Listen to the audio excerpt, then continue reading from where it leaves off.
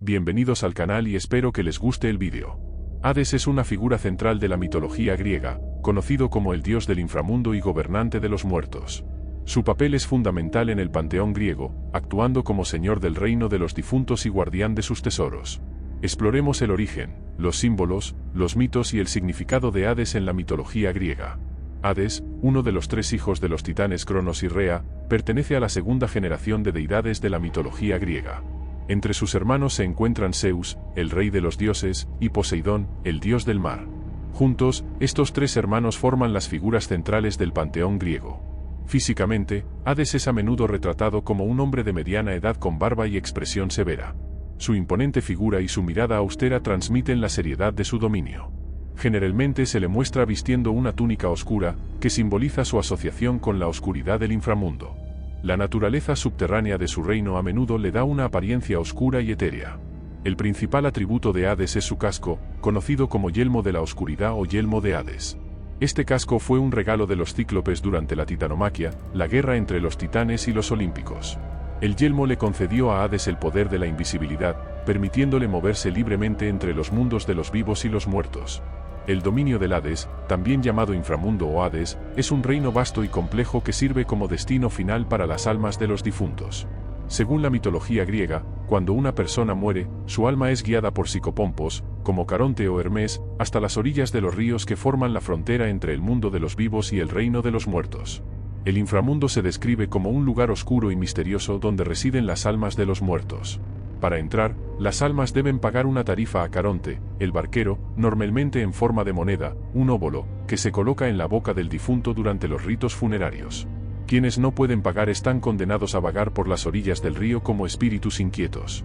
Una vez dentro del inframundo, las almas enfrentan un juicio ante Hades y un consejo de jueces, incluidos Minos, Radamanto y Eaco.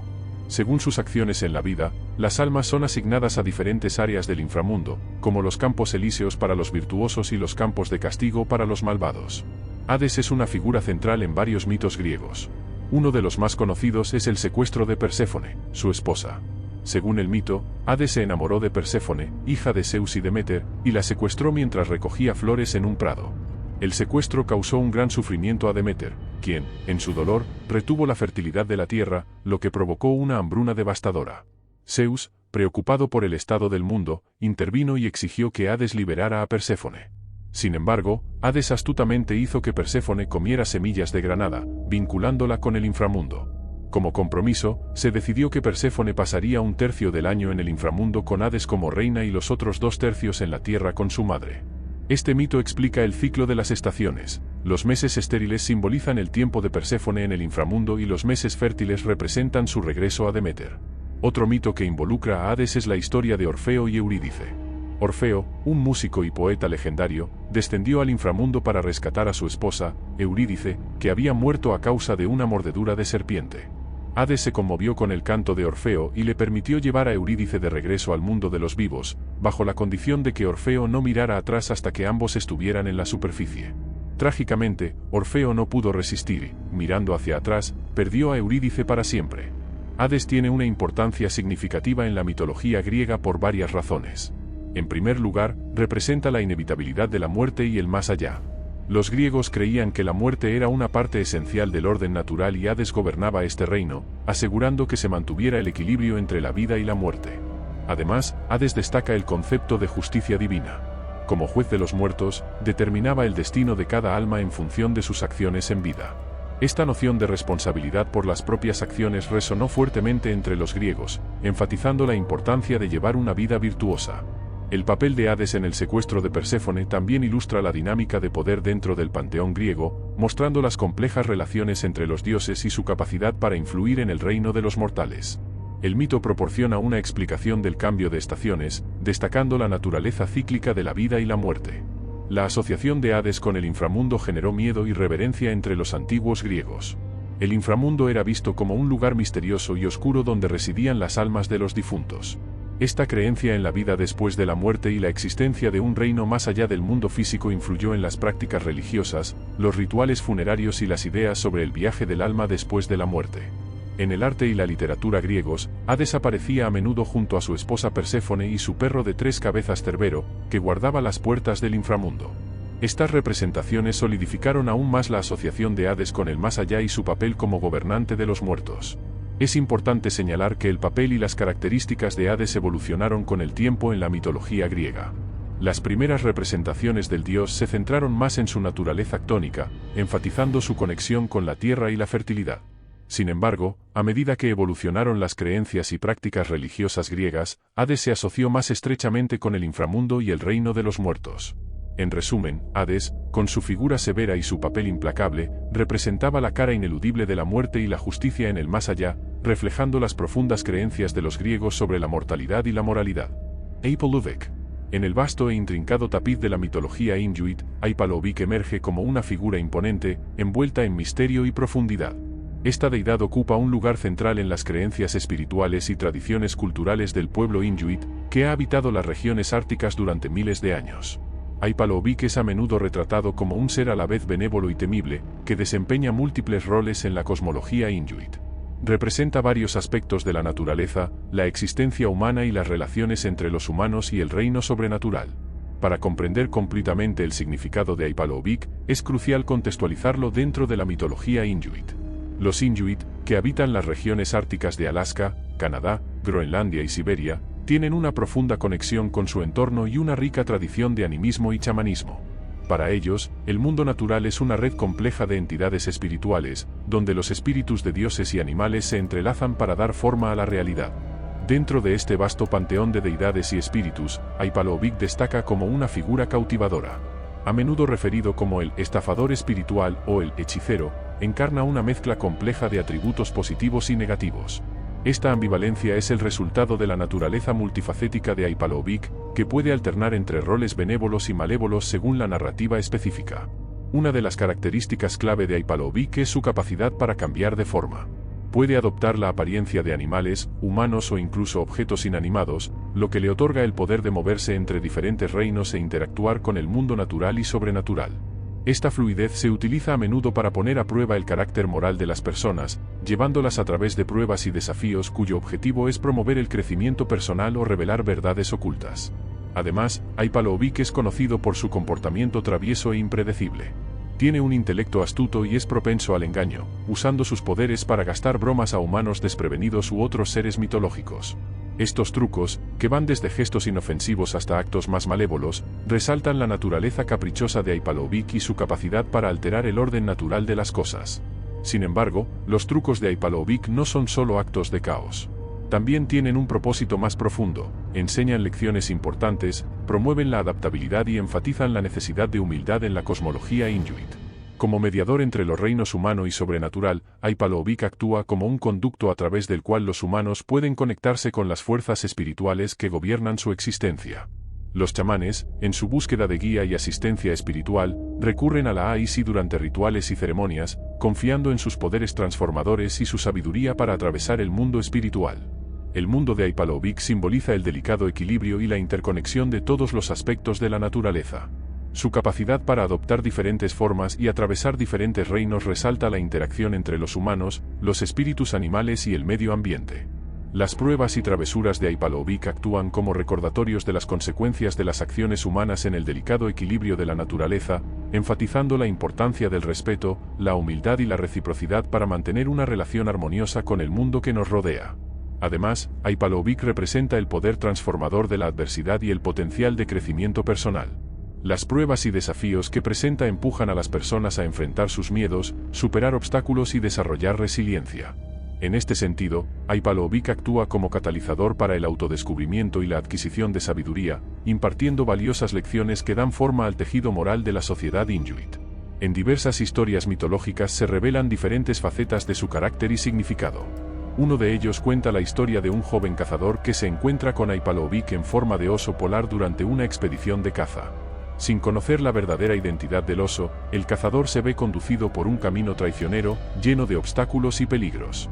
Al final de la terrible experiencia, el cazador emerge más sabio y más conectado con la interconexión de todos los seres vivos. Otra historia retrata a Aipalovik como una entidad que cambia de forma para poner a prueba la hospitalidad y generosidad de un pueblo. Disfrazado, llega al pueblo en busca de comida y refugio. Los aldeanos, sin saber quién es realmente, le muestran hospitalidad y comparten sus recursos.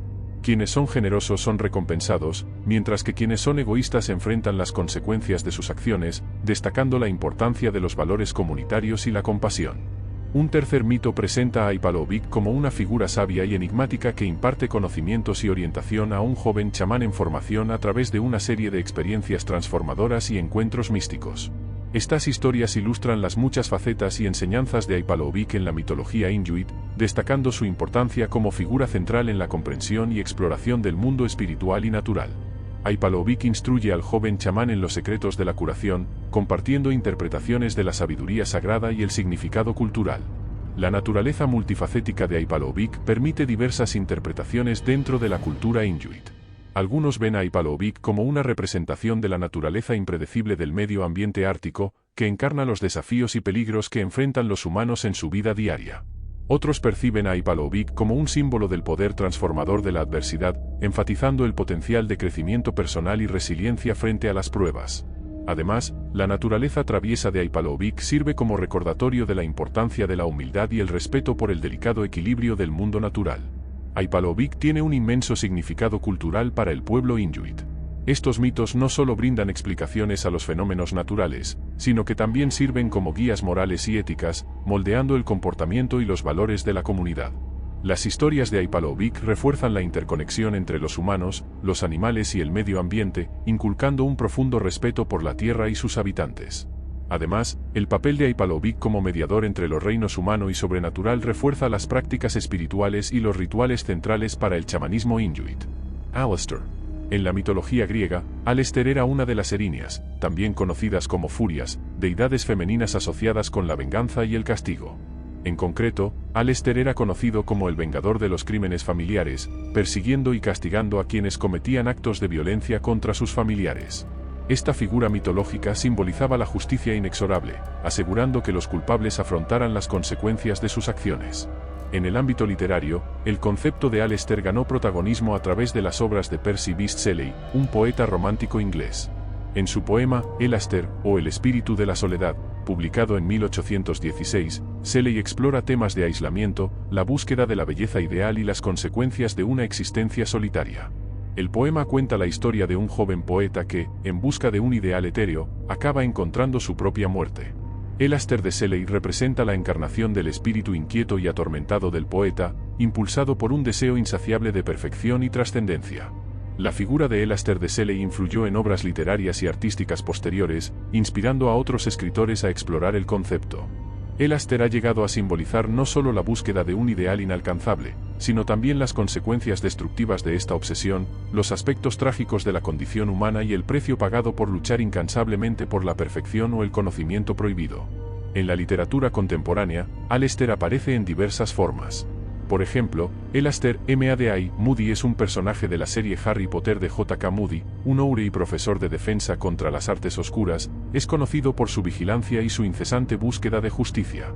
Aunque el Aleister de Rowling comparte similitudes con el concepto clásico de venganza y justicia, es una creación única dentro del universo mágico de la autora.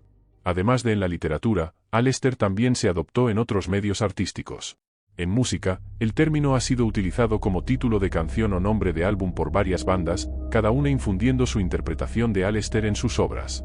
Las representaciones musicales de Aleister a menudo exploran temas de introspección, oscuridad y las consecuencias de las acciones humanas. Por tanto, Aleister es un concepto complejo que trasciende su origen mitológico, encontrando a lo largo del tiempo nuevas expresiones y significados en diferentes contextos culturales y artísticos. Para comprender a Apep en la mitología egipcia, es esencial explorar el contexto más amplio de la cosmología y las creencias religiosas del antiguo Egipto. Esta civilización, que floreció a lo largo del río Nilo durante milenios, desarrolló un sistema religioso rico y complejo que impregnó todos los aspectos de la vida cotidiana. En el centro de este sistema estaban las creencias sobre la otra vida, la naturaleza de los dioses y diosas y la eterna lucha entre el orden y el caos. La mitología egipcia abarca una amplia gama de deidades, cada una con sus propios roles, características y narrativas. Estas deidades presentaban a menudo formas antropomórficas, combinando características humanas y animales, lo que reflejaba la profunda conexión de los egipcios con el mundo natural. Un concepto central en la cosmología egipcia era Maat, que representaba orden, equilibrio y armonía. Maat no era solo un principio cósmico, sino también una diosa que personificaba estos ideales. Mantener Ma'at era esencial para la estabilidad y prosperidad del universo, mientras que su alteración podría conducir al caos y la destrucción. Según los mitos de la creación, el universo surgió de un estado primordial de caos al orden mediante las acciones de los dioses. El mito de la creación más común involucra a la deidad Atum, quien surgió de las aguas del caos y dio existencia al mundo, estableciendo el orden cósmico y preparando el escenario para la lucha en curso entre las fuerzas del orden y el caos. En el centro de esta lucha había dos fuerzas opuestas: el orden, representado por dioses como Ra y Osiris, y el caos, personificado por varias entidades malévolas. Apep, también conocido como Apopis, fue uno de los símbolos del caos más temibles y duraderos de la mitología egipcia. A menudo representado como una enorme serpiente o dragón, Apep encarnaba las fuerzas de destrucción, desorden y oscuridad que amenazaban la estabilidad del universo. A diferencia de muchas otras deidades del panteón egipcio, Apep no era adorado ni venerado, sino más bien temido y despreciado. Los orígenes de Apep están envueltos en un misterio y los estudiosos ofrecen diversas interpretaciones basadas en evidencia textual, simbolismo religioso y contexto cultural. Algunos creen que los orígenes de Apep se remontan a las deidades serpientes prehistóricas adoradas en el antiguo Egipto, mientras que otros sugieren que Apep surgió como una personificación de fenómenos naturales como terremotos, tormentas o eclipses. Independientemente de sus orígenes, el papel de Apep como personificación del caos se hizo más prominente durante el período del Imperio Nuevo, c. 1550 a 1070 AC, cuando la religión egipcia experimentó importantes avances y la lucha entre el orden y el caos se ha convertido en un tema central en la religión. Textos, rituales e iconografía. En el arte y la iconografía egipcios, Apep era a menudo representado como una serpiente monstruosa, cuyas espirales se extendían a lo largo del horizonte. Su cuerpo estaba adornado con varios símbolos del caos, como cuchillos, flechas y otras armas, reforzando su asociación con la oscuridad y la destrucción. La apariencia amenazadora de Apep sirvió para infundir miedo y asombro en los corazones de los creyentes. Una de las narrativas más significativas que involucran a Apep es la lucha diaria entre él y Ra, el dios del sol. Se creía que cada noche, mientras Ra navegaba por el inframundo, Duat, en su barco solar, Apep intentaba destruir el barco e impedir el amanecer. Esta batalla simbólica representó la lucha constante entre la luz, orden, y la oscuridad, caos. Los sacerdotes egipcios realizaron rituales y recitaron encantamientos para ayudar a Ra a derrotar a Apep y garantizar que el sol volviera a salir. El simbolismo de Apep no solo proporcionó explicaciones para fenómenos naturales como eclipses y tormentas, sino que también sirvió como recordatorio de las fuerzas destructivas que podrían amenazar el orden y la estabilidad. Las historias y rituales asociados con Apep enfatizaron la necesidad de mantener Ma'at y una vigilancia constante contra las fuerzas del caos. En resumen, Apep, como la gran serpiente del caos, jugó un papel crucial en la mitología egipcia, simbolizando los peligros y desafíos que amenazaban el orden del cosmos. Su actual confrontación con Ra y otros dioses reflejó la eterna lucha entre el orden y el caos, una batalla fundamental para comprender la cosmovisión de los antiguos egipcios. Eris, la diosa de la discordia en la mitología griega. En la mitología griega, Eris es la diosa asociada con la discordia, el conflicto y el caos. Desempeña un papel importante en varios mitos y leyendas, sobre todo en la historia de la guerra de Troya. Eris es a menudo retratada como una figura inquietante y malévola que siembra discordia entre dioses y mortales. Sus acciones a menudo conducen al conflicto y al desorden, destacando su papel como una fuerza poderosa e impredecible en el panteón griego. Eris es hija de Nix, la diosa primordial de la noche, y Erebus, la personificación de la oscuridad. También es hermana de Ícer, el dios de la atmósfera superior. A pesar de su linaje divino, Eris no fue ampliamente adorada en la antigua Grecia y no tenía un culto significativo ni templos dedicados a ella. Sin embargo, su influencia fue amplia, pues representaba un aspecto fundamental de la experiencia humana, la discordia y el conflicto. El mito más famoso que involucra a Eris es el juicio de París, que culminó en la guerra de Troya. Según el mito, Eris no fue invitada a la boda de Peleo y Tetis, lo que la enfureció. En venganza, arrojó una manzana dorada entre los demás dioses y diosas, con la inscripción "a la más bella". Esto provocó una disputa entre tres diosas, Hera, Atenea y Afrodita. Zeus, reacio a juzgar entre ellos, eligió a París, un príncipe mortal de Troya, para decidir. Cada diosa intentó sobornar a París con promesas. Hera le ofreció poder político, Atenea sabiduría y habilidad en la batalla, y Afrodita le prometió el amor de la mujer más bella del mundo, Helena de Esparta. París eligió a Afrodita, lo que desencadenó una serie de acontecimientos que condujeron a la guerra de Troya. Helena, ya casada con Menelao, rey de Esparta, fue secuestrada por París, lo que dio lugar a una expedición griega contra Troya que duró 10 años y culminó con la caída de la ciudad. Eris está representada como la catalizadora de los conflictos en este mito. Su manzana dorada y la posterior disputa entre las diosas ejemplifican el caos y la discordia que ella personifica. Las acciones de Eris resaltan la naturaleza caprichosa de los dioses y su influencia sobre los asuntos humanos, así como las consecuencias destructivas de la ambición y el deseo desenfrenados. Además de la guerra de Troya, Eris aparece en otros mitos y leyendas. En uno de ellos, desempeña un papel en el nacimiento del gigante Tifón, un formidable adversario de los dioses. En algunos relatos, Eris es retratada como una fuerza necesaria que mantiene el equilibrio cósmico, desafiando el orden establecido y evitando el estancamiento. En el arte y la literatura, la apariencia de Eris varía, pero a menudo se la representa como una diosa joven y hermosa con una expresión traviesa o malévola. Puede ir acompañado de otras personificaciones del conflicto y la discordia, como sus hijos, Pounos, dificultad, Limos, hambre, Olgos, dolor, Isminai, batallas, y Macai, guerras. Estas figuras encarnan las consecuencias destructivas de la influencia de Eris. El concepto de Eris y su papel en la mitología griega resonó más allá del mundo antiguo.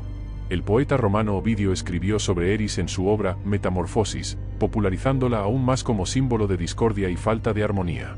En los tiempos modernos, el nombre Eris se ha utilizado para describir fenómenos de discordia y conflicto en diversos campos como la ciencia, la política y la dinámica social. Eris también tiene un significado en astrología. En 2005, se descubrió un planeta enano más allá de la órbita de Neptuno y se llamó Eris en su honor. El nombre de este cuerpo celeste refleja la influencia de la mitología griega y el legado duradero de Eris como símbolo de caos y discordia. Eris, con sus acciones y características, se destaca como una diosa que encarna la discordia y el conflicto inherentes a la condición humana. Aunque no fue ampliamente adorado, su impacto en los mitos griegos y su papel como catalizador de acontecimientos importantes como la guerra de Troya aseguraron su posición como una fuerza poderosa e impredecible en el panteón griego. A través de los siglos, Eris continúa simbolizando la inevitabilidad del caos y la discordia en la vida y el orden cósmico. Huitzilopochtli, el colibrí del sur en el panteón azteca. Huitzilopochtli, conocido como el colibrí del sur o colibrí azul de la izquierda, fue una de las deidades más importantes del panteón azteca. Para los mexicas representaba al dios supremo, siendo dios del sol y de la guerra, además de patrón de la capital azteca, Tenochtitlán. Huitzilopochtli también fue asociado con el oro, los guerreros y los gobernantes. No tiene equivalentes en culturas mesoamericanas anteriores, lo que resalta su singularidad en el contexto azteca. En la mitología azteca, Huitzilopochtli es hijo de Omecihuatli o Metecutli, los aspectos femenino y masculino del dios primordial andrógino Ometeotl. En una versión alternativa, es hijo de Coatlicue, la diosa suprema de la tierra. Huitzilopochtli es hermano de los grandes dioses mesoamericanos Quetzalcóatl, Tozcatlipoque y Xipetotec. Es particularmente famoso por haber vengado o salvado a su madre, Coatlicue, al derrotar a sus hermanos en el monte Coatepec. Según la leyenda, Coatlicue quedó embarazada de Huitzilopochtli al colocarle unas plumas debajo del pecho mientras barría su sien. Sus hijos, indignados, la atacaron. Coyolxauhqui, hermana de Huitzilopochtli, encabezó o intentó advertir sobre la trama, según la versión. Durante el ataque, Huitzilopochtli salió del cuerpo de su madre completamente armado, decapitó a Coyolxauhqui y desmembró su cuerpo, el cual cayó al pie de la montaña. Su cabeza se convirtió en la luna y luego Huitzilopochtli dispersó a sus hermanos, que se convirtieron en las constelaciones. Los aztecas vieron la disputa entre Coyolxauhqui y Huitzilopochtli como la explicación de la disputa diaria entre el sol y la luna por el control del cielo. Huitzilopochtli, en su viaje diario por el cielo, era acompañado por los espíritus de los guerreros caídos por la mañana y por los Suguatitau, espíritus de mujeres que murieron durante el parto, por la tarde. Por la noche atravesó el inframundo hasta el amanecer, cuando reanudó su viaje. El culto a Huitzilopochtli tuvo su punto focal en Tenochtitlán, donde era adorado en un santuario en la cima de la pirámide del Templo Mayor, al lado del dios Tlaloc. El templo de Huitzilopochtli marcaba el solsticio de invierno y la estación seca, periodos asociados a la guerra. Como una de las principales deidades, se le otorgaban sacrificios humanos, generalmente prisioneros de guerra, cuyos corazones se ofrecían para alimentarlo y fortalecerlo. El culto también incluía danzas, ofrendas de flores y huevos de codorniz, y ceremonias como Panquetzalistli y Tozcatl. Los mexicas creían que Huitzilopochtli los condujo desde la legendaria cueva de Aztlán hasta Tenochtitlán. Durante esta migración, los sacerdotes llevaban una estatua del dios, que les daba instrucciones. Un hecho decisivo fue la rebelión de Copil, hijo de Malinalxochitl, hermana de Huitzilopochtli. Después de la muerte de Copil, su corazón fue arrojado al lago de Texcoco y donde aterrizó, un águila posada en una higuera marcaría el sitio de la nueva capital, Tenochtitlán. Huitzilopochtli, como dios del sol y de la guerra, jugó un papel central en la vida religiosa y cultural de los aztecas. Su influencia se extendió desde la explicación de los fenómenos naturales hasta la organización social y la justificación de prácticas como el sacrificio humano. La devoción a Huitzilopochtli reforzó la identidad y cohesión de los mexicas, vinculando directamente su origen y destino al poder y protección de esta deidad suprema. Pazuzu. Pazuzu es una antigua deidad mesopotámica, con una narrativa intrincada y atractiva. Este ser sobrenatural ocupa un lugar destacado en la mitología y las creencias religiosas de los antiguos asirios y babilonios. Sus orígenes se remontan a la civilización sumeria, que floreció en Mesopotamia, hoy Irak, entre el 4500 a.C. y el 1900 a.C. Con el tiempo, la figura de Pazuzu evolucionó, asociándose con diferentes aspectos del reino sobrenatural. Los primeros registros de Pazuzu aparecen en textos sumerios, en los que se le describe como un demonio o espíritu maligno vinculado a los abrasadores vientos del desierto. Los sumerios creían que esos vientos traían consigo enfermedades, hambre y destrucción, y veían a Pazuzu como la personificación de estos males. A menudo se le invocaba como deidad protectora contra tales adversidades. La iconografía de Pazuzu lo retrata como una criatura grotesca, con una combinación de características humanas y animales. Tiene un cuerpo humanoide, garras de pájaro, cabeza de león con colmillos afilados y cuerpo de reptil y alas escamosas. Sus ojos saltones, orejas alargadas y barba prominente son rasgos distintivos que reflejan su papel como una fuerza temible y poderosa. A medida que la civilización sumeria decayó, Babilonia adquirió prominencia y el significado de Pazuzu comenzó a cambiar en la mitología babilónica. Continuó asociado con los vientos nocivos del desierto, pero adquirió nuevos roles y atributos. Pazuzu llegó a ser visto como un demonio del inframundo, asociado con lo sobrenatural y el reino de los espíritus malignos. Se le consideraba un rey de los demonios y gobernaba legiones de seres malévolos. A pesar de su conexión con el mal, Pazuzu también fue invocado como deidad protectora. Se cree que su nombre e imagen en amuletos y talismanes podrían ahuyentar a los espíritus malignos, demonios y otras amenazas sobrenaturales. Su apariencia intimidante y su temible reputación sirvieron como escudo contra las fuerzas del mal, convirtiéndolo en una figura popular para la protección espiritual y física. Durante el Imperio Asirio, Pazuzu ganó aún más prominencia. Los asirios lo adoptaron en su panteón de dioses y demonios, difundiendo su imagen en su arte y prácticas religiosas. Se creía que Pazuzu tenía el poder de neutralizar la influencia de otros espíritus malignos, ofreciendo protección contra el mal. Además de sus funciones protectoras, Pazuzu también se asoció con la fertilidad y la agricultura. Los antiguos mesopotámicos creían que sus poderes se extendían al mundo natural, garantizando cosechas abundantes y el bienestar del ganado. Su conexión con la fertilidad elevó aún más su estatus, convirtiéndolo en una deidad venerada por los agricultores y quienes dependían de la subsistencia agrícola. El legado de Pazuzu ha perdurado más allá de las antiguas civilizaciones mesopotámicas. Con la conquista de Alejandro Magno y la difusión de la cultura helenística, el culto a Pazuzu decayó, siendo paulatinamente sustituido por nuevas tradiciones religiosas. Sin embargo, su imagen y reputación se han conservado en artefactos arqueológicos y referencias textuales. El resurgimiento de Pazuzu en la cultura popular se puede atribuir a la novela de terror El Exorcista, de William Peter Blatty, publicada en 1971 y luego adaptada a una película de gran éxito en 1973. En la historia, Pazuzu es retratado como un demonio malévolo que presenta a un joven niña, basándose en gran medida en la antigua mitología mesopotámica que rodea a la deidad. Este trabajo reintrodujo a Pazuzu ante una audiencia global, consolidando su estatus como figura reconocible en la cultura popular. Ravana. Ravana es una figura central en la mitología hindú, conocida principalmente como el antagonista de la epopeya hindú Ramayana. Es un personaje complejo con muchas facetas y, a menudo, se lo ve como un símbolo del mal debido a sus acciones y su desafío a la autoridad divina. Su historia está llena de detalles intrigantes, incluido su linaje, sus poderes extraordinarios, sus múltiples cabezas y su caída final. Para comprender completamente a Ravana, exploremos sus orígenes, logros y significados en la mitología hindú. La historia de Ravana comienza con su nacimiento y linaje. Se le considera un Rakshasa, un demonio, y es hijo del sabio Visrava y la princesa demonio Kaikesi. Su padre, Visrava, era descendiente del sabio Pulasatya, uno de los 10 Prajapatis nacidos de la mente de Brahma, el creador. Este linaje lo conecta con los reinos divino y demoníaco, convirtiéndolo en una figura poderosa y enigmática. A menudo se retrata a Ravene con una apariencia imponente y aterradora. Una de sus características más notables son sus 10 cabezas, que simbolizan su vasto conocimiento e inteligencia. Cada una de sus cabezas representa diferentes aspectos de su personalidad, como la ira, el orgullo, la lujuria y la codicia. Estas múltiples cabezas también simbolizan su capacidad para realizar múltiples tareas simultáneamente y su dominio sobre diversas formas de conocimiento. En la mitología hindú, Ravene es conocido por sus poderes excepcionales, que adquirió a través de intensa penitencia y devoción al señor Shiva. Como resultado, obtuvo varios poderes que lo hicieron invencible ante dioses, demonios y otros seres celestiales. Entre sus poderes se encuentran la fuerza sobrehumana, la capacidad de cambiar de forma, el control de varias armas celestiales y la inmunidad a la muerte por dioses o demonios. El reino de Lanka, gobernado por Ravene, es un aspecto importante de su historia. Lanka se describe como una ciudad magnífica, llena de palacios opulentos, jardines exuberantes y un gobierno bien estructurado.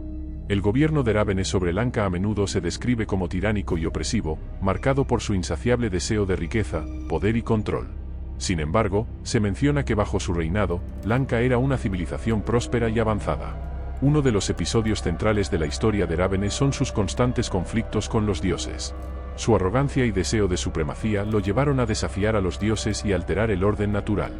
Ravene derrotó y encarceló a varios dioses, incluido Indra, el rey de los dioses, e incluso al señor Shiva, a quien consideraba su igual.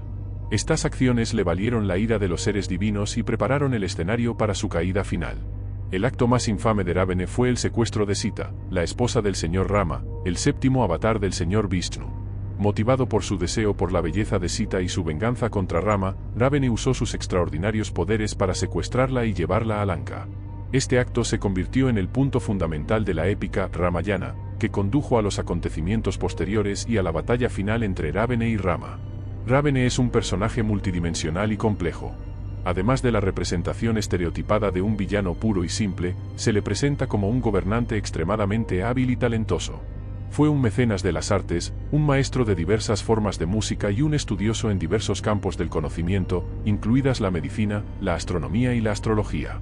Ravene también era conocido por su profunda devoción al señor Shiva y compuso varios himnos en su honor. A pesar de sus rasgos negativos, Ravene tiene algunas virtudes. Era conocido por su valentía, inteligencia y destreza estratégica. Su capacidad para desafiar y derrotar a los dioses demostró sus excepcionales habilidades como guerrero. Además, su devoción al señor Shiva y su profundo conocimiento de los asuntos espirituales revelan sus inclinaciones filosóficas y espirituales. El clímax de la historia de Ravene es la batalla épica entre él y el señor Rama. Rama, con la ayuda de un ejército de monos y sus leales aliados, libró la guerra contra Ravene para rescatar a su esposa Sita. La batalla duró varios días y estuvo marcada por feroces combates entre dos formidables oponentes. A pesar de sus extraordinarios poderes y la ayuda de su ejército demoníaco, Ravene fue finalmente derrotado por la intervención divina del señor Rama. El personaje de Ravene tiene un simbolismo significativo y transmite varias lecciones de la mitología hindú. Sus 10 cabezas simbolizan los 10 sentidos o vicios que el ser humano debe conquistar para alcanzar la liberación espiritual. Su derrota a manos del señor Rama representa el triunfo de la justicia sobre el mal y la restauración del orden cósmico.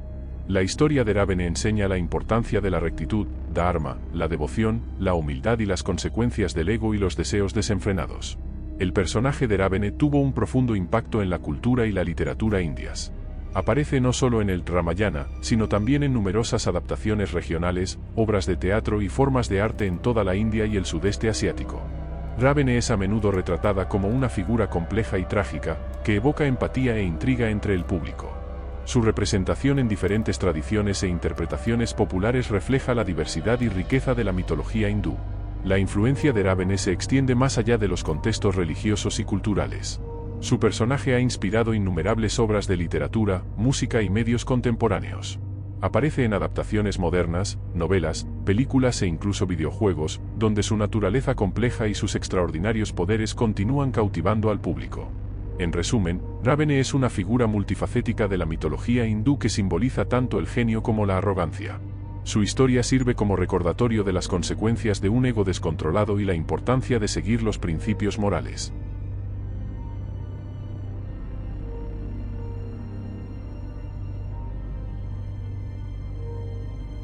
Shotonash. Satanás en las religiones abrahámicas, judaísmo, cristianismo e islam. El término Satanás tiene sus raíces en el hebreo, donde significa adversario o acusador. Se deriva del verbo Satanás, que significa oponerse o actuar como adversario.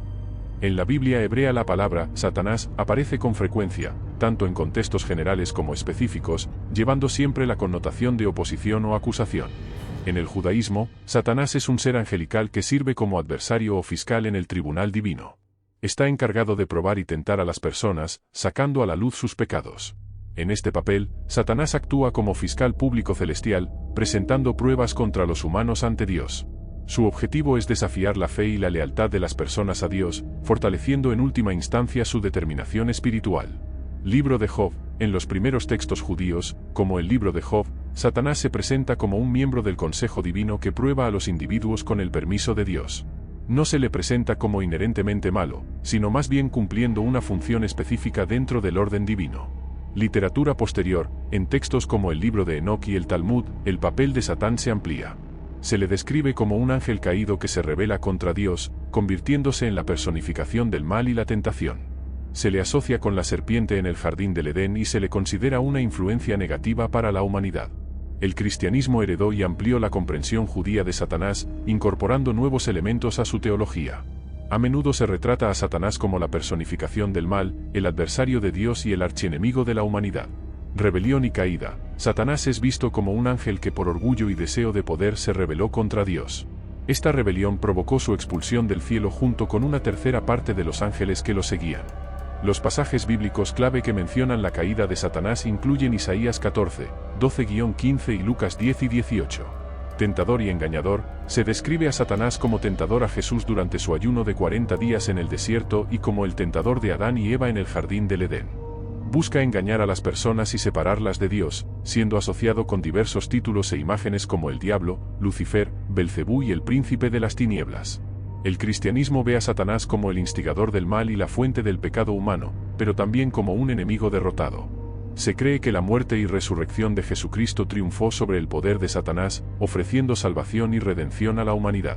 Los cristianos están llamados a resistir las tentaciones de Satanás confiando en el poder de la gracia de Dios y las enseñanzas de Jesús para vencer el mal.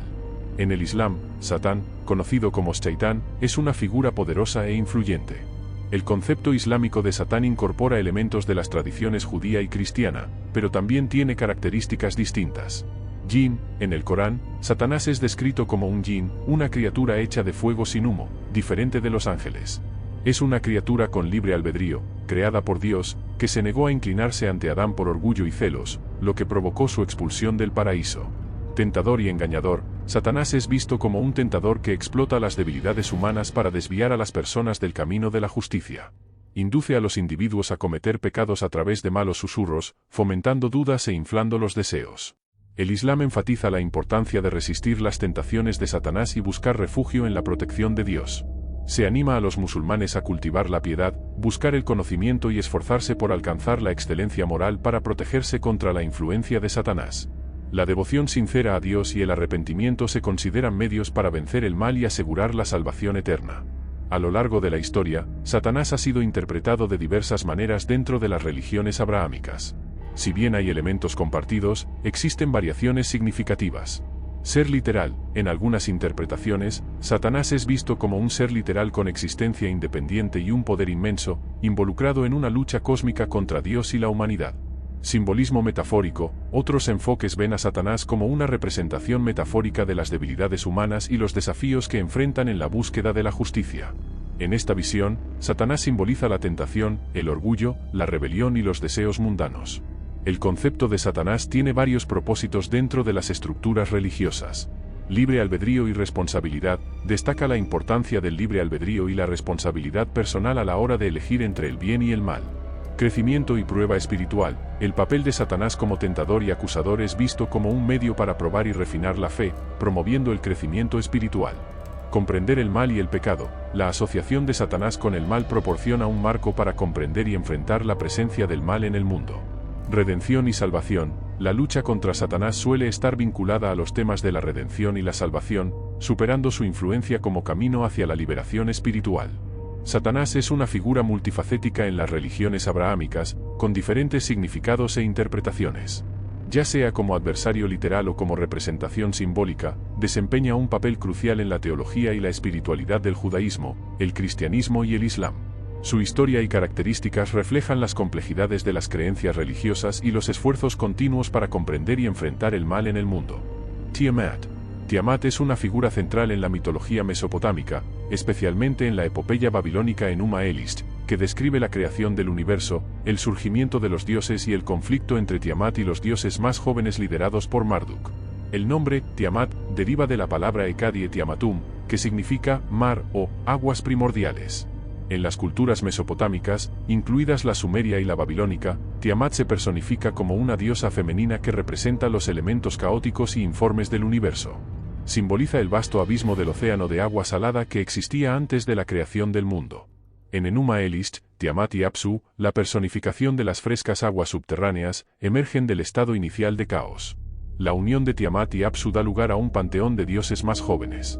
Con el tiempo, estos dioses se vuelven ruidosos e inquietos, perturbando la tranquilidad de Apsu, quien luego planea destruir a los dioses jóvenes. Tiamat, sin embargo, inicialmente no está de acuerdo con el plan de Apsu y decide proteger a sus hijos. Después de la muerte de Apsu a manos del dios Ea, Tiamat se enfurece y se transforma en la personificación del caos y la venganza. Toma la forma de un dragón o serpiente monstruoso y reúne un ejército de criaturas monstruosas, incluidas serpientes, dragones y hombres escorpión. Tiamat otorga a estas criaturas su poder divino, convirtiéndolas en adversarios formidables. Los dioses, al darse cuenta de la amenaza que representa Tiamat, eligen a Marduk, el dios patrón de Babilonia, como su campeón.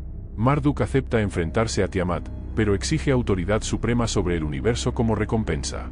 Los dioses aceptan sus términos y le conceden armas y poderes divinos. En la batalla culminante, Marduk se enfrenta a Tiamat en un carro tirado por criaturas sobrenaturales y la derrota. Dispara una flecha a la boca abierta de Tiamat, dividiéndola en dos mitades y creando el cielo y la tierra. Desde los ojos de Tiamat, Marduk crea los ríos Tigris y Eufrates. Con Tiamat derrotada, Marduk asume la posición de deidad principal, estableciendo un nuevo orden cósmico. Su victoria simboliza el triunfo del orden sobre el caos y solidifica su condición de patrón supremo de Babilonia. El Enuma Elist concluye con Marduk organizando el universo y asignando deberes a los dioses, estableciendo patrones naturales, creando el calendario y asegurando la estabilidad cósmica. La historia de Tiamat y Marduk refleja la antigua cosmovisión mesopotámica, que buscaba explicar los orígenes del universo y el orden establecido. Tiamat representa el caos primordial y las fuerzas indómitas de la naturaleza. Marduk simboliza la civilización, el orden divino y la estabilidad. La derrota de Tiamat por parte de Marduk sugiere que los dioses, a través de Marduk, poseen el poder de poner orden en el mundo. La historia legitima la autoridad del rey de Babilonia, visto como el representante terrenal de Marduk, reforzando el orden divino en la sociedad. Tiamat comparte similitudes con otras figuras mitológicas como la diosa sumeria Nammu y la diosa cananea Yam, enfatizando su conexión con los aspectos caóticos y primordiales de la creación. En otros textos mesopotámicos se la menciona como una deidad asociada con el mar y las aguas subterráneas y, en ocasiones, venerada como la madre divina que dio a luz a los dioses. Nuestra comprensión de Tiamat y la mitología mesopotámica se basa en textos fragmentarios y evidencia arqueológica. El Enuma Elist, probablemente compuesto durante el período babilónico alrededor del segundo milenio a.C., se basó en mitos y creencias sumerios anteriores. Las interpretaciones de Tiamat pueden variar entre los estudiosos, pero su papel como deidad primordial y poderosa ejemplifica la reverencia mesopotámica por las fuerzas del caos y el orden en el universo. La historia de Tiamat continúa cautivando a eruditos y entusiastas de la mitología antigua, ofreciendo información sobre las creencias cosmológicas, las prácticas religiosas y los valores culturales de la antigua Mesopotamia. Wairo. Como una de las principales deidades del panteón maorí, Biro ocupa un lugar central en la cosmología y las narrativas culturales maoríes. Esta explicación en profundidad explorará los orígenes, características, historias y significados culturales de esta intrigante deidad de la mitología maorí. Para comprender a Biro, es fundamental examinar la cosmogonía maorí y la genealogía de los dioses. Según la mitología maorí, el mundo fue creado por una serie de actos divinos. Al principio estaba Tecoré, el vacío de la nada. De Tecoré surgió Tepe, el reino de la oscuridad y la potencialidad. Fue dentro de Tepe donde surgieron los dioses del universo. A menudo se menciona a Biro como uno de los hijos de Ranginui, el padre cielo, y Papadnuku, la madre tierra. Ranginui y Papadnuku estaban encerrados en un fuerte abrazo y sus hijos quedaron atrapados entre ellos, lo que resultó en un reino de oscuridad y caos conocido como Tepe. Biro, junto con sus hermanos, fue uno de los niños capturados en este abrazo celestial. Biro se representa comúnmente como una deidad oscura y malévola asociada con varios aspectos negativos de la vida. Encarna la oscuridad, el caos, la muerte, la enfermedad y la malevolencia. Su apariencia física a menudo se representa como la de un anciano con rasgos distorsionados, que simboliza su naturaleza corrupta y malvada. Biro está asociado con la luna nueva y otros símbolos de la oscuridad. En algunos relatos, se le describe con forma de reptil o serpiente, lo que lo conecta con el mundo natural de las profundidades ocultas de la tierra. El motivo de la serpiente subraya su asociación con el peligro y la malevolencia, ya que las serpientes han sido consideradas durante mucho tiempo símbolos de engaño y traición en muchas culturas. Biro desempeña un papel destacado en varios mitos y leyendas maoríes, donde a menudo se le retrata como una fuerza malévola en oposición a otros dioses. Una historia muy conocida que involucra a Biro es la batalla entre Twirintia, el dios de los vientos y las tormentas, y Tnemauta, el dios de los bosques y las aves. En este mito, Tnemauta buscaba separar a sus padres, Ranginui y Papadnuku, para traer luz y vida al mundo. Sin embargo, Biro se opuso ferozmente a este acto mientras prosperaba en la oscuridad y el caos. Biro y sus aliados, incluidos varios demonios y monstruos, lucharon contra Tnemauta y sus seguidores.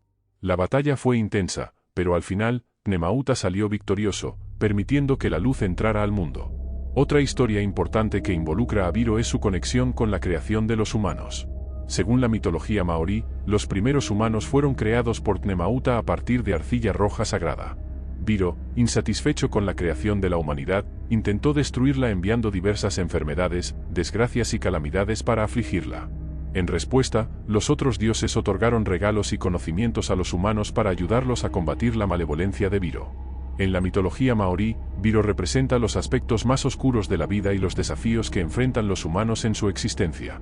Encarna el concepto de dualidad, destacando la eterna lucha entre el bien y el mal, la luz y la oscuridad.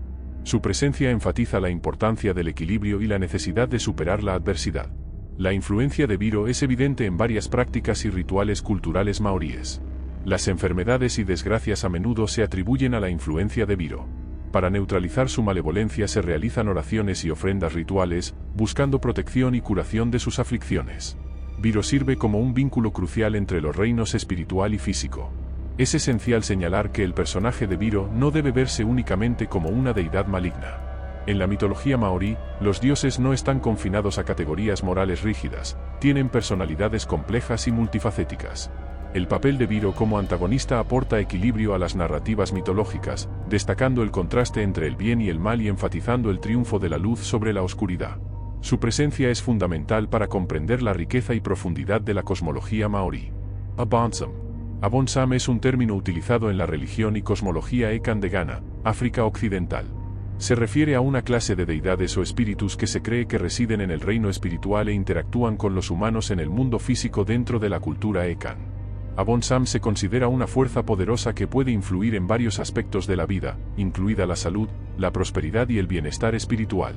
El pueblo Ekan, que es el grupo étnico más grande de Ghana, tiene una rica tradición espiritual y religiosa que es anterior a la llegada del cristianismo y el islam a la región. Un elemento central del sistema de creencias Ekan es el concepto de un ser supremo conocido como Nyame o Nyankopon, visto como el creador del universo y la fuente de toda vida. Sin embargo, junto con Nyame, los Ekan también reconocen la existencia de muchas otras deidades o espíritus, llamados colectivamente Abosom. El término Abonsam puede traducirse como diablo o malvado en inglés, pero esta traducción no capta completamente la comprensión sutil de Abonsam en la cosmología Ekan. Aunque Abonsam está asociado con fuerzas negativas y daños potenciales, no es simplemente una personificación del mal. En cambio, Abonsam es visto como una poderosa entidad espiritual, con aspectos tanto positivos como negativos, capaz tanto de ayudar como de dañar a los humanos. Se cree que Abonsam tiene la capacidad de poseer a las personas e influir en sus pensamientos, acciones y bienestar. A menudo se asocia con enfermedades, desgracias y otros sucesos negativos. Cuando alguien enferma o enfrenta dificultades, se cree que Abonsam puede ser el responsable de estas aflicciones. Como resultado, el pueblo Ekan emplea diversos rituales, ceremonias y prácticas espirituales para apaciguar a Abonsam y buscar protección de sus influencias negativas. La adoración y la reverencia por Abonsam son partes integrales de la vida religiosa Ekan. Creen que pueden comunicarse con Abon Sam e influir en él a través de la mediación de sacerdotes o sacerdotisas conocidos como Okonfo. Estos líderes espirituales tienen conocimientos y habilidades especiales para interactuar con el ámbito espiritual y negociar con Abon Sam en nombre de la comunidad. La creencia en Abon Sam está estrechamente ligada al concepto de espíritus ancestrales en la cultura Ekan. Los antepasados son considerados seres espirituales poderosos que, a pesar de haber fallecido, continúan existiendo en el ámbito espiritual y pueden influir en el bienestar de sus descendientes vivos. En algunos casos, los antepasados pueden verse como fuerzas protectoras, mientras que en otros pueden estar asociados con Abon Sam y sus influencias negativas. Los rituales y ceremonias para buscar ayuda o protección de los antepasados a menudo implican ofrendas, sacrificios y oraciones dirigidas a las deidades. Las prácticas y rituales específicos asociados con Abon Sam pueden variar entre los diferentes subgrupos y comunidades Ekan, lo que refleja la naturaleza diversa de las prácticas religiosas Ekan. Es importante señalar que la religión Ekan y sus creencias, incluido el concepto de Abon Sam, han evolucionado y adaptado con el tiempo con la introducción del cristianismo y el islam en Ghana. Muchos Ekan han incorporado elementos de estas religiones en sus prácticas espirituales, creando una mezcla sincrética de creencias y rituales. Este sincretismo ha influido en la comprensión y percepción de Abon Sam entre las comunidades Ekan contemporáneas. Abon Sam es, por lo tanto, un concepto complejo y multifacético que ha aparecido en diversas formas a lo largo de la historia y la literatura Ekan, reflejando el rico tapiz cultural y espiritual del pueblo Ekan de Ghana. Alester es un concepto multifacético que ha aparecido de diversas formas a lo largo de la historia y la literatura. Originario de la mitología griega, el término Alester se refería a un espíritu de venganza o retribución. Con el tiempo, su significado evolucionó y se expandió, encontrando un lugar en diversos contextos culturales y artísticos. Ahrimen, la personificación del mal en el zoroastrismo. Ahrimen, también conocido como Angra Mainyu, es una figura central del zoroastrismo, una de las religiones más antiguas del mundo. Fundado por el profeta Zoroastro, o Zaratustra, en la antigua Persia, en el actual Irán, alrededor del siglo VI a.C., el zoroastrismo presenta una dualidad cósmica entre el bien y el mal, representando Ahrimen la personificación del mal, la oscuridad y el caos. Este texto explora el origen, las características y el papel de Ahrimen en la cosmología zoroástrica, así como la eterna batalla entre él y el dios supremo de la sabiduría y la bondad, Ahura Mazda. Ahrimen es una entidad poderosa e independiente en la cosmología zoroástrica, que surgió con la creación del universo. Según el mito de la creación zoroástrico, el universo fue creado por Ahura Mazda, el Señor Sabio, quien trajo orden, luz y vida a la existencia. Sin embargo, esta creación también dio origen a Ahrimen, no como una creación de Ahura Mazda, sino como una contraparte necesaria para completar la dualidad cósmica. Ahrimen representa las fuerzas destructivas y malignas que se oponen al orden y la bondad establecidos por Ahura Mazda. Ahrimen es descrito como una fuerza malévola y destructiva. Se le asocia con la oscuridad, el caos, el engaño y todas las formas de maldad. Como adversario astuto y poderoso, Ahrimen busca corromper y destruir la creación de Ahura Mazda, y se le considera la fuente de todos los males morales y físicos del mundo, incluidas las enfermedades, la muerte y el sufrimiento. Dirige una legión de espíritus malignos conocidos como Daevas, que desvían a los humanos del camino de la rectitud y los llevan al error. El papel principal de Ahrimen es desafiar la supremacía de Ahura Mazda y alterar el orden divino. Se le ve como la encarnación de las fuerzas que se oponen a la verdad, el bien y la justicia. La lucha entre Ahrimen y Ahura Mazda representa la batalla cósmica en curso entre el bien y el mal. Los seres humanos son participantes activos en esta lucha y tienen la libertad de elegir entre el camino de la rectitud, apoyado por Ahura Mazda, o el camino de la corrupción, promovido por Ahrimen. El zoroastrismo incluye creencias escatológicas sobre el triunfo final de Ahura Mazda sobre Ahrimen. Según estas creencias, al final de los tiempos se producirá una batalla cósmica final, conocida como Frasokereti. En este evento apocalíptico, Ahura Mazda derrotará definitivamente a Ahrimen, erradicando el mal del universo y restaurando el orden y el bien. Este triunfo final resultará en la resurrección de los muertos, la renovación del mundo y el establecimiento de una existencia perfecta. En el zoroastrismo, los humanos son vistos como agentes activos en la lucha cósmica entre Ahrimen y Ahura Mazda. Los individuos tienen el poder de elegir entre el bien y el mal y son responsables de sus acciones. La ética zoroástrica enfatiza la importancia de tomar decisiones moralmente justas y alinearse con los principios de Ahura Mazda. Al resistir las tentaciones de Ahrimen y promover la verdad, la rectitud y el bienestar de los demás, los individuos contribuyen a la victoria final de Ahura Mazda y a la eventual restauración del mundo. El zoroastrismo incorpora varios rituales y prácticas diseñados para resistir la influencia de Ahriman y promover el triunfo del bien. Estos rituales a menudo implican la veneración del fuego, considerado un símbolo de la pureza de Ahura Mazda. Los templos del fuego son importantes lugares de culto donde los sacerdotes mantienen continuamente el fuego sagrado. Además, los zoroastrianos enfatizan la pureza moral y la conducta ética, esforzándose por defender valores como la veracidad, la honestidad, la justicia y la compasión. El concepto de Ahriman y la batalla cósmica entre el bien y el mal ha tenido una influencia significativa en otras tradiciones religiosas y filosóficas. El zoroastrismo influyó en el desarrollo de las religiones en la antigua India, particularmente en la formación del hinduismo. La idea de una lucha dualista entre el bien y el mal también se puede encontrar en el gnosticismo, un movimiento religioso surgido en el período helenístico. Hoy en día, el zoroastrismo todavía tiene adeptos, especialmente en Irán y la India. El concepto de Ahriman y la lucha entre el bien y el mal sigue teniendo relevancia y resuena en muchas tradiciones religiosas y culturales. El énfasis zoroástrico en la conducta ética, la responsabilidad moral y la lucha contra el mal influyó en diversos aspectos de la cultura humana, incluida la literatura, el arte y la cultura popular.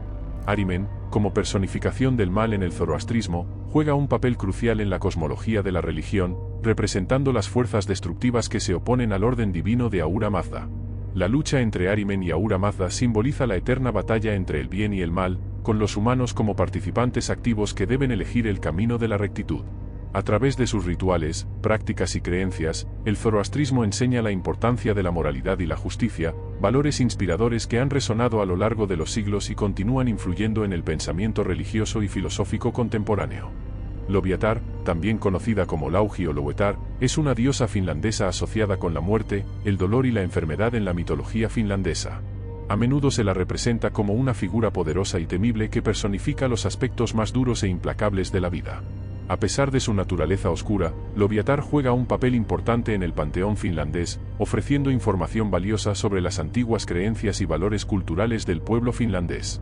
La mitología finlandesa está profundamente arraigada en las tradiciones culturales y religiosas del antiguo pueblo finlandés que habitaba la región de la Finlandia moderna. Estos mitos y leyendas, transmitidos de generación en generación, proporcionaron explicaciones de los fenómenos naturales, las experiencias humanas y el funcionamiento del universo. En la mitología finlandesa, los dioses y diosas poseían atributos tanto positivos como negativos, lo que reflejaba la dualidad de la existencia. Loviatar, como deidad asociada con el dolor, la muerte y la enfermedad, representa el lado más oscuro de la vida y las pruebas que enfrentan los humanos. A menudo se la retrata como una figura severa e implacable que encarna el sufrimiento y las dificultades. Uno de los principales roles atribuidos a Loviatar es el de diosa de la muerte. En la mitología finlandesa, la muerte no se consideraba un final, sino más bien una transición al más allá. Se creía que Loviatar era responsable de guiar las almas al reino de los muertos, garantizando el paso seguro de los difuntos. Se la asociaba con el inframundo y se decía que habitaba en lo profundo de Tuonela, el reino finlandés de los muertos. La asociación de Loviatar con el dolor y la enfermedad está estrechamente relacionada con su papel como diosa de la muerte. En la mitología finlandesa, la enfermedad y el sufrimiento se consideraban manifestaciones de la influencia de Loviatar. Se creía que tenía el poder de infligir dolor y enfermedades a los humanos, castigándolos por sus transgresiones o poniendo a prueba su fuerza. Como personificación del sufrimiento, Loviatar era temido y respetado. Su nombre deriva de la palabra finlandesa loi, que significa herida o cicatriz, lo que enfatiza aún más su conexión con el dolor y el sufrimiento. A menudo se la retrataba como una figura con numerosas heridas o cicatrices, que simbolizaban las aflicciones que trajo a la humanidad. Su apariencia varió en diferentes relatos, desde una figura parecida a una bruja hasta una diosa hermosa pero fría y distante. En varias historias, Loviatar es representado como una fuerza malévola en oposición a otros dioses. Una leyenda notable involucra su conexión con la creación de enfermedades. Se creía que Loviatar tuvo 9 hijos, cada uno de ellos responsable de una enfermedad específica que afligía a la humanidad. Estos niños simbolizaban la amplitud del sufrimiento humano, desde enfermedades físicas hasta aflicciones psicológicas. La gente a menudo invocaba el nombre de Loviatar en rituales y oraciones, buscando su protección o misericordia en tiempos de enfermedad. A pesar de su asociación con la muerte y el sufrimiento, Loviatar jugó un papel en el equilibrio del mundo natural. En la mitología finlandesa, la armonía y el equilibrio eran conceptos esenciales, y los dioses y diosas trabajaban juntos para mantener este equilibrio.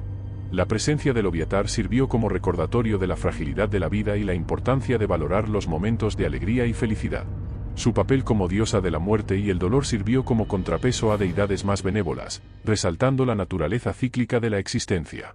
El significado del Loviatar se extendió más allá de su asociación con la muerte, el dolor y la enfermedad. También se la consideraba una diosa de la fertilidad y el renacimiento. En la mitología finlandesa, la vida y la muerte estaban entrelazadas y se creía que el Loviatar tenía el poder de otorgar nueva vida. Su asociación con la fertilidad simbolizaba la naturaleza cíclica de la existencia, donde la muerte y el renacimiento estaban conectados. El papel del Loviatar como diosa del dolor y el sufrimiento también tuvo implicaciones filosóficas en la mitología finlandesa. El sufrimiento no se consideraba inherentemente negativo, sino como parte integral de la experiencia humana. Se creía que a través del dolor y las dificultades, las personas crecían y desarrollaban resiliencia. La presencia del Loviatar sirvió como recordatorio de los desafíos que enfrentaban los humanos y la fuerza que podían obtener al superarlos. Como ocurre con muchas figuras mitológicas, las historias y atributos del Loviatar variaron entre diferentes regiones y periodos de tiempo. En algunos relatos, fue retratada como una deidad vengativa que infligía sufrimiento a los humanos como castigo por sus errores.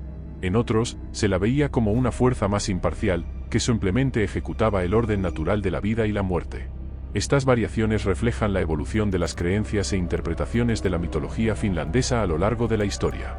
En los tiempos modernos, Loviatar sigue ocupando un lugar en el folclore y la identidad cultural finlandeses. Todavía se hace referencia a sus historias y simbolismo en el arte, la literatura y diversas formas de medios. Como deidad poderosa y compleja, Loviatar representa la fascinación duradera por los aspectos más oscuros de la existencia humana y la búsqueda de significado frente al sufrimiento. Si te gustó este vídeo, no olvides darle me gusta, suscribirte y comentar. Hasta pronto.